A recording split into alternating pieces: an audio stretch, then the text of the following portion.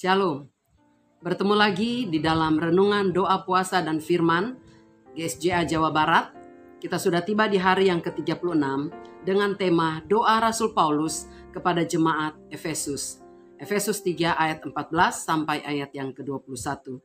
Dalam isi doanya, Paulus bukan hanya mengajarkan kita tentang berdoa, tetapi doa Paulus berisi muatan kebenaran yang sangat penting, yaitu tentang kemahakuasaan Allah yang diberikan bagi orang percaya. Ada 4 hal yang akan kita dapati dalam bagian ini. Yang pertama adalah Allah berkuasa memberi status kepada kita. Ayat 15, yang daripadanya semua turunan di dalam surga dan di atas bumi menerima namanya. Kata turunan yang diterjemahkan dari Alkitab terjemahan baru disebut turunan. King James Version disebut family. Bahasa asli Alkitab Yunani disebut patria, artinya keluarga dan bangsa-bangsa yang percaya kepada Tuhan Yesus sebagai Tuhan dan Juru Selamat. Yang kedua, Allah berkuasa menguatkan dan meneguhkan iman kita. Ayat 16 dan 17 mengatakan, supaya Ia menurut kekayaan kemuliaannya menguatkan dan meneguhkan kamu oleh rohnya di dalam batinmu. Di dalam ayat 17 ada 2 hal di mana Allah berkuasa menguatkan dan meneguhkan kita. Yang pertama, kita semakin kuat dalam iman. Yang kedua, kita semakin berdasar di dalam kasih. Saudara, Allah di dalam rohnya yang kudus tidak pernah meninggalkan kita.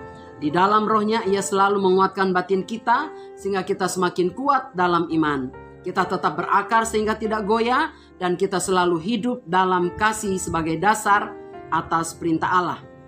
Meskipun terkadang kita tidak dikasihi oleh orang di sekitar kita, tetapi kita harus terus mengasihi mereka. Yang ketiga, Allah berkuasa melakukan jauh lebih banyak. Ayat 20, bagi Dialah yang dapat melakukan jauh lebih banyak dari yang kita doakan dan pikirkan, seperti yang ternyata dari kuasa yang bekerja di dalam kita.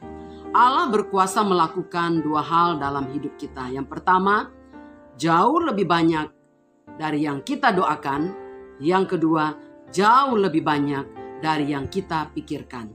Saudara, ayat ini adalah janji Tuhan buat kita.